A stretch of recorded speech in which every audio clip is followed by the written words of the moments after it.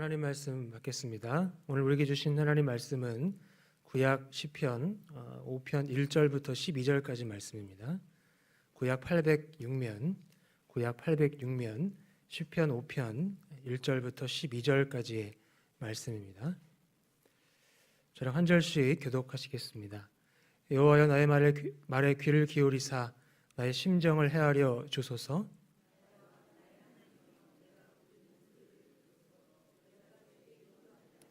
여호와여 아침에 주께서 나의 소리를 들으시리니 아침에 내가 주께 기도하고 바라리이다.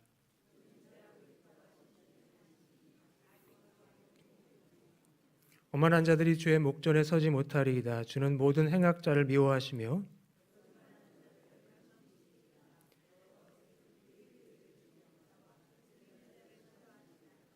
오직 나는 주의 풍성한 사랑을 힘입어 주의 집에 들어가 주를 경외함으로 성전을 향하여 예배하리이다.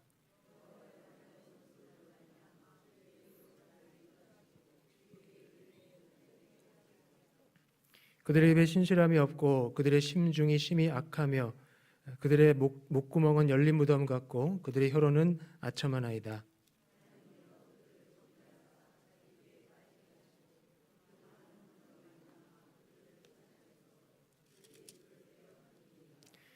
그러나 주께 피하는 모든 사람은 다 기뻐하며 주의 보호로 말미암아 영원히 기뻐 외치고 주의 이름을 사랑하는 자들은 주를 즐거워하리이다. 여호와여 주는 의인에게 복을 주시고 방패로함같이 은혜로 그를 호위하시리이다. 아멘.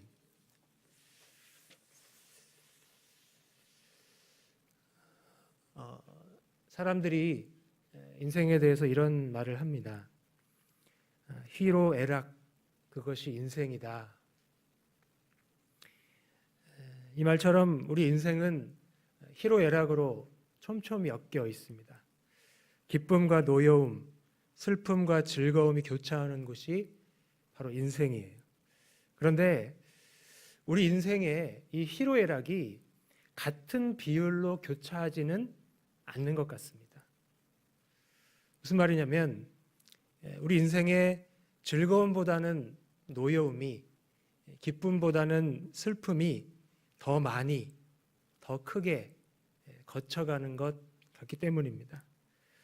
그래서 우리는 슬픈 감정을 느끼기도 하고 슬픈 노래를 부르기도 합니다. 언제 그러냐면 그럴 때가 있어요. 저는 이 그럴 때를, 이렇게 슬픈 감정을 느낄 때를 이 가수 곡 김광석이 작곡한 슬픈 노래가 잘 표현해주고 있다고 생각을 합니다. 잠깐 좀 읽어드리면 이룰 수 없는 이와 사랑에 빠졌을 때, 너무나 사랑하여 이별을 예감할 때, 아픔을 감추려고 허탈히 미소 지을 때 슬픈 노래를 불러요. 슬픈 노래를. 밤늦은 여행길에 낯선 길 지나갈 때, 사랑은 떠났지만 추억이 살아날 때, 길가에 안개꽃이 너처럼 미소 지을 때, 어린아이에게서 어른의 모습을 볼 때, 너무나 슬퍼서 눈물이 메마를 때, 노인의 주름 속에 인생을 바라볼 때 슬픈 노래를 불러요. 슬픈 노래를. 참 명곡이죠. 이 짧은 가사 안에 참 많은 이야기를 담고 있습니다. 우리도 이렇게 슬픈 노래를 불러야 할 때, 아니 부르고 싶을 때가 있습니다. 이 가운데 어떤 분들은 분명히 우리가 슬픈 노래를 불러도 될까요? 라고 생각할 것입니다. 될까요? 안 될까요? 불러도 됩니다. 많이 불러오셨잖아요. 부르고 싶을 때 불러도 됩니다. 또 어떤 분들은 정말 그래도 될까요? 라고 생각하실 텐데 정말 불러도 됩니다. 농담이 아니라 저는 슬픈 감정을 느낄 때, 그럴 때는 슬픈 노래를 부르는 것이 도움이 된다고 생각을 합니다. 왜 그러냐면 인간의 모든 감정이 그렇듯이 슬픈 감정도 하나님의 선물이기 때문입니다. 물론 인간의 심적 요소인 지성과 의지가 인간의 죄 때문에 타락한 것처럼 감정도 우리의 죄 때문에 타락을 했어요. 우리의 모든 감정도 죄로 오염되어 있습니다. 그렇다고 해서 감정을 무조건 부인할 필요는 없어요. 감정이 아예 없는 건 아니니까. 오염된 감정도 분명히 사람의 인격이고 오염된 인격도 아직은 하나님의 형상이기 때문에 어느 정도는 감정을 솔직하게 인정하고 표현하는 훈련을 해야 할 것입니다. 어떻게 해야 하냐면 분노 조절이 안 된 날 것 그대로의 감정이 아니라 분노를 잘 다스리면서 건강하게 절제된 감정을 표현해야 합니다. 감정 과잉 때문에 자칫 실수나 잘못이 생기지 않도록 적절한 수준으로 감정을 표현해야 합니다. 고통에 너무 깊이 잠기지 않도록, 고통이 나를 삼키지 않도록 고통을 건강하게 표현해야 돼요. 아플 때는 아파해야 합니다. 아프니까 청춘이다가 아니라 아프면 환자지 무슨 청춘이냐 이렇게 이야기할 수 있어야 돼요. 슬플 때는 슬퍼해야 합니다. 1990년 3월 30일자 한겨레 신문 칼럼에 이런 내용이 실렸어요. 슬플 때는 슬픈 노래를 불러서 위로가 되는 것이 아니라 슬픈 가락을 들어야 위로가 된다.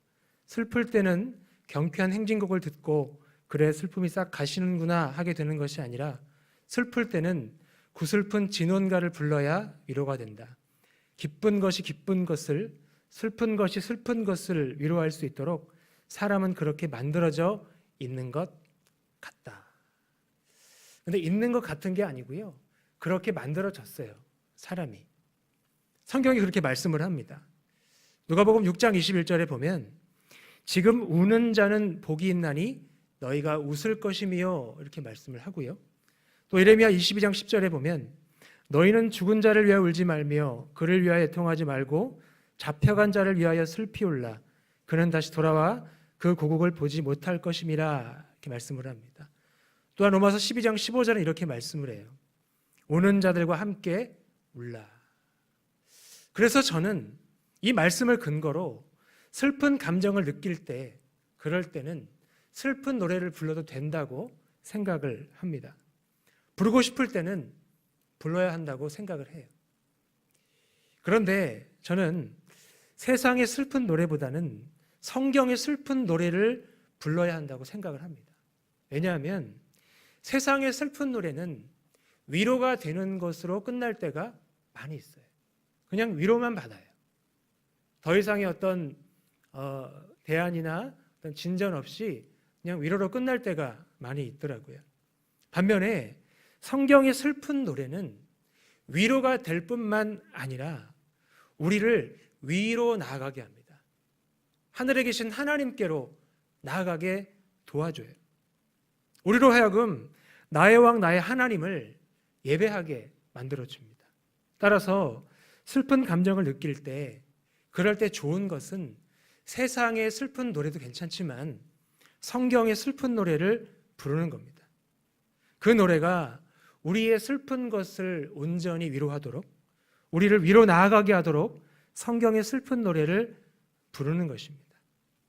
오늘 본문은 다윗의 시예요. 표제를 보니까 인도자를 따라 관악에 맞춘 노래라고 합니다. 말하자면 이 시편은 다윗의 시를 그게 이제 원재료인데 다윗의 시를 관악에 맞춰서 편곡한 것을 인도자를 따라 부르는 노래라는 겁니다.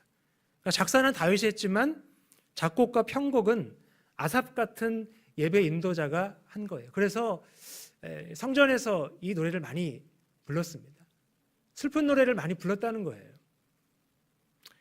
근데 이 슬픈 노래는 정확히 말하면 다윗의 개인 탄원시입니다. 이 시편도 다른 탄원시들처럼 하나님께 부르짖는 것으로 시작을 하는데 여기에 보니까 다윗의 슬픈 감정, 절박함과 기대감이 고스란히 담겨 있습니다. 그런데 다윗이 왜 슬퍼합니까? 8절에 보면 나의 원수들 때문에 슬퍼해요. 그들은 그를 쫓아냈고 주를 배역하고 있어요. 정확히 어떤 상황이냐면 계속 지금 제가 3편, 4편, 5편 이렇게 보는데 똑같은 배경을 가지고 있어요. 다윗이 왕의 자리에서 쫓겨나 외적인 위협에 쫓기고 있는 상황입니다. 지금 도망자 신세예요. 그런데 이 다윗 개인을 향한 모욕은 그렇게 큰 문제가 아닐 수도 있어요. 더 심각한 문제가 있습니다. 제가 지난번에 시편 3편 2절에서 말씀드렸던 것처럼 나의 영광을 바꾸어 욕되게 하지 말라고 호소를 하고 있는데, 이것은 개인을 향한 모욕뿐만 아니라 하나님을 향한 모독을 경고하는 말씀입니다. 이렇게 그를 쫓아냄보다 주를 배역함이 더 큰 문제라는 거예요. 그래서 다윗이 1절에서 이렇게 기도를 합니다. 여호와여, 나의 말에 귀를 기울이사 나의 심정을 헤아려 주소서. 아멘. 그는 여호와께 자신이 한숨 짓는 까닭을 좀 알아달라고 애원을 하고 있는 것입니다. 그런데 다윗의 애원은 막무가내로 지금 매달리는 게 아니에요. 고집 부리는 게 아닙니다. 뭐냐면 하나님을 향한 공의로운 판단을 요청하고 있는 것입니다. 그러니까 다윗은 그에게 한숨 짓는 까닭이 있는 것처럼 여호와께도 응답하실 이유가 있다는 것을 지금 인정을 하고 있는 거예요. 그러니까 내가 기도한다고 다 응답받는 게 아니라 하나님께 그럴 만한 이유가 있다고 지금 인정을 하고 있는 것입니다. 2절에서 다윗은 여호와를 나의 왕 나의 하나님이라고 부르고 있는데, 이것은 여호와의 유일한 주권과 왕권에 대한 신앙 고백이에요. 그러니까 전통적인 신앙 고백을 다윗도 하고 있는 것입니다. 다시 말해 이 고백은 응답하실 이유, 응답하실 권세가 여호와 하나님께 있다는 뜻입니다.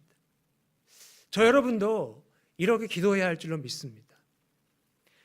물론 기도는 우리의 심정을 우리의 언어로, 우리의 한숨을 우리의 애원으로 표현하는 것이 맞습니다. 그러나 기도는 우리의 고집부림이 아니라 하나님을 향한 공의로운 판단 요청이에요.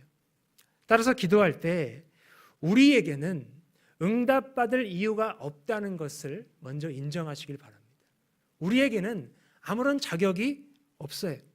또한 하나님께는 응답하실 권세가 있다는 것을 인정하시기를 바랍니다. 그럴 때 하나님이 우리의 말에 귀를 기울이시고 우리의 심정을 헤아려 주시는 거예요. 그러니까 우리가 내 심정만 헤아려 달라고 하는 것이 아니라 하나님의 심정을 헤아리려고 노력할 때 하나님이 우리의 기도를 들어주신다는 거예요. 그런데 말씀 보니까 이 다윗이 기도하는 때가 아침이에요. 3절에 보면 아침에라는 표현이 2번이나 반복이 됩니다. 굉장히 중요한 표현인 것이죠. 여호와여, 아침에 주께서 나의 소리를 들으시리니 아침에 내가 주께 기도하고 바라리이다. 아멘. 말씀 보니까 다윗의 아침 기도는 주께서 들으심을 확신하는 기다림이라는 것을 우리가 알 수가 있습니다. 주께서 들으심을 확신하는 바라봄. 그는 여호와께서 아침에 자신의 소리를 들으실 것을 확신을 하고 있고, 그래서 아침에 기도하고 주께 기도하고 바라보는 겁니다. 여기서 바라봄은 기다림이에요. 그런데 왜 아침에 기도할까요? 점심때나 저녁 때 기도할 수도 있잖아요. 아니면 잠잘 때 기도할 수도 있잖아요. 어느 때나 기도할 수 있잖아요. 성경에 보면 무시로 성경 안에서 기도하라고 하는데 왜 다윗은 아침에 기도했을까요? 왜 아침을 강조하면서 아침에 기도할까요?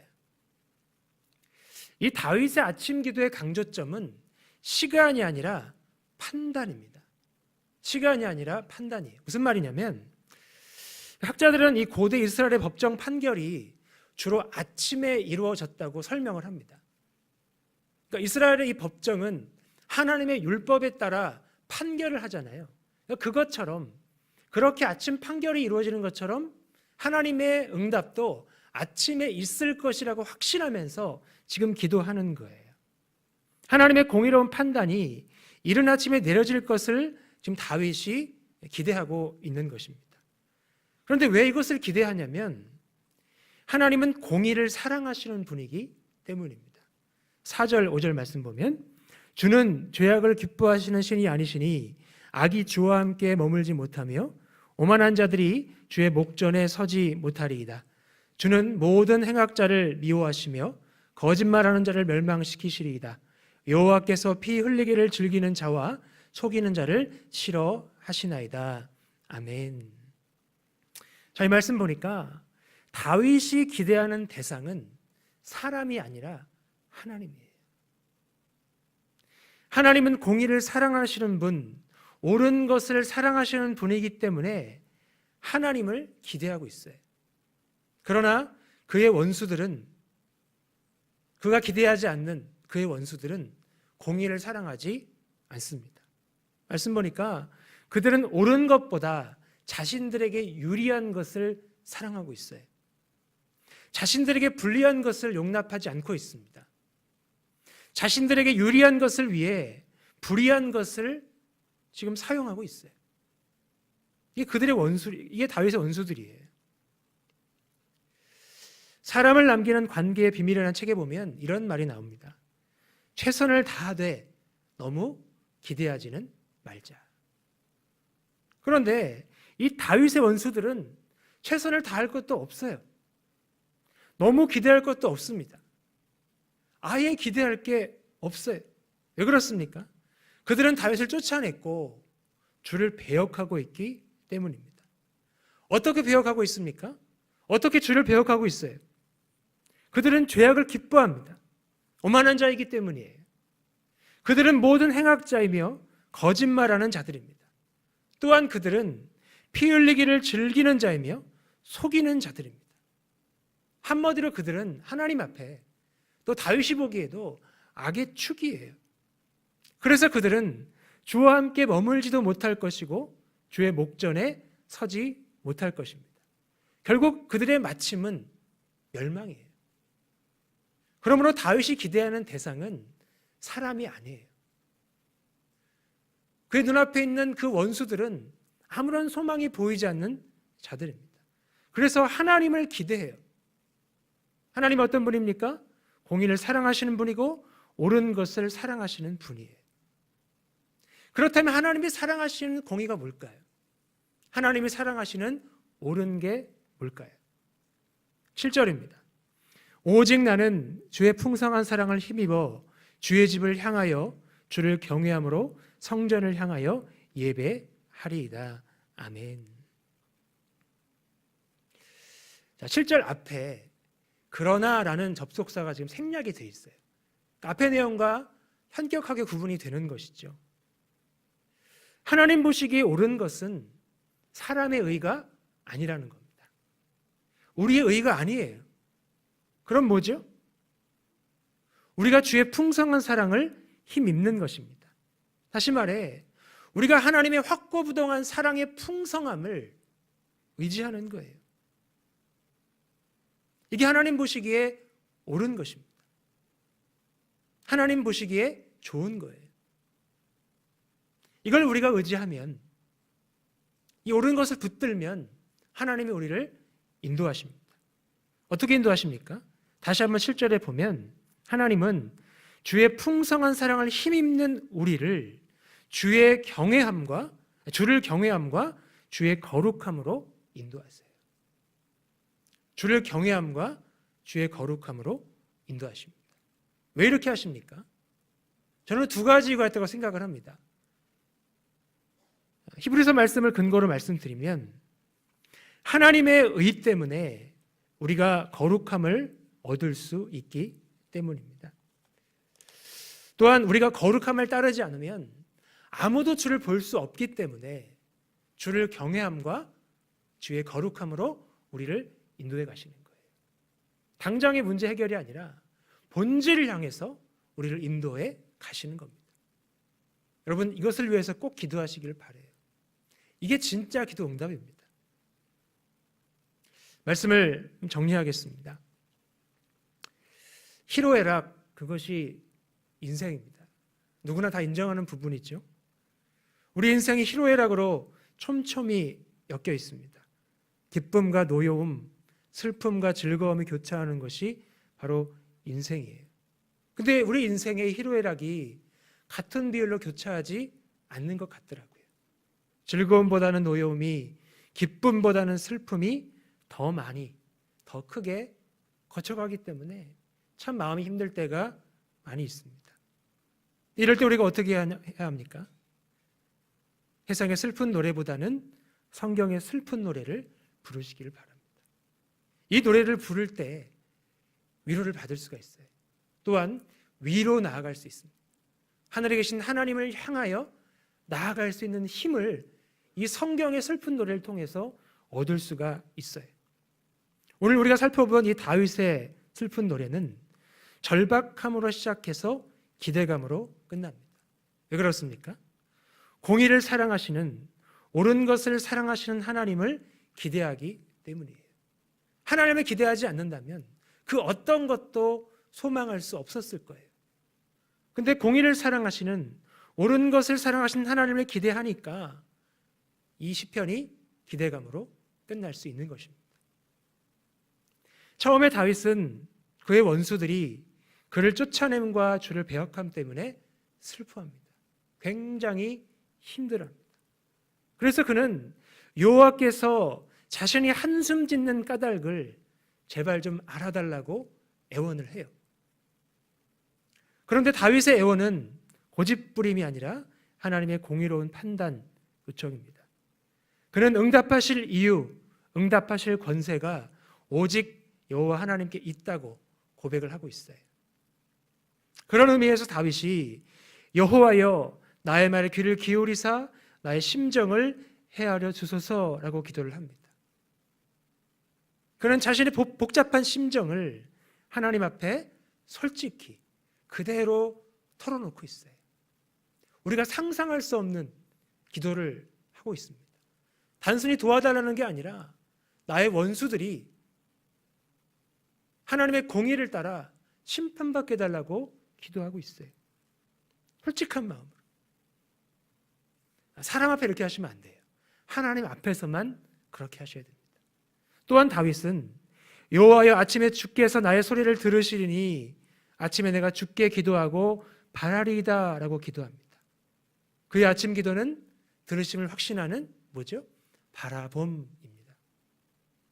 다윗의 바라봄은 기다림이에요. 그런데 그의 기다림은 길이 열림입니다. 그는 어떤 길이 열리기를 기다리고 있습니까? 8절에 보면 여호와여 나의 원수들로 말미암아 주의 공의로 나를 인도하시고 주의 길을 내 목전에 곧게 하소서. 아멘. 자, 말씀 보니까 어떤 길입니까? 나의 길이 아니라 주의 길이에요. 나의 길이 아니라 주의 길입니다. 다윗은 주의 공의로 자신을 인도해 주시기를, 그 앞에 주의 길이 활짝 열리기를 기다리고 있어요. 그는 주를 경외함과 주의 거룩함이라는 주의 길이 열리는 것을 나의 길이라고 고백을 해요. 왜냐하면 주의 길이 내가 갈 길이잖아요. 나의 사명이잖아요. 그러니까 주의 길이 열리면 그게 나의 길이라고 고백하고 있는 거예요. 따라서 그의 기다림이 오직 주의 풍성한 사랑을 힘입음입니다. 무슨 말입니까? 다른 방법이 없다는 거예요. 주의 길을 가려면 다른 방법이 없다는 거예요. 오직 주님의 확고부동한 사랑의 풍성함만이 유일한 해답이라는 것입니다. 사랑하는 여러분, 인생이란 어둠 속에서 빛을 찾고 계십니까? 해답을 찾고 계십니까? 그렇다면 우리에게도 오늘 다윗의 고백이 있기를 간절히 축복합니다. 우리에게도 다윗처럼 여호와가 나의 왕 나의 하나님이라고 고백하며 주의 풍성한 사랑을 힘입으시기를 간절히 축복합니다. 막무가내와 고집부림이 아니라 하나님의 공의로운 판단을 요청하시기를 바라요. 우리의 한숨 짓는 까닭보다 하나님의 응답하실 권세를 먼저 인정하시기를 바랍니다. 공의를 사랑하신 하나님처럼 저와 여러분도 옳은 것을 사랑하시기를 바라요. 나에게 유리한 게 아니라, 나에게 유리한 것 때문에 불의한 것을 사용하는 것이 아니라 옳은 것을 사랑하시길 바랍니다. 그게 하나님 사랑하는 거예요. 그러면 우리 앞에 주의 길이 활짝 열릴 것입니다. 주의 길이 나의 길로 활짝 열릴 것입니다. 그러면 우리가 주의 부르심을 능히 감당할 수 있을 것입니다. 그렇게 우리는 승리할 것입니다. 믿으십니까? 기도하겠습니다.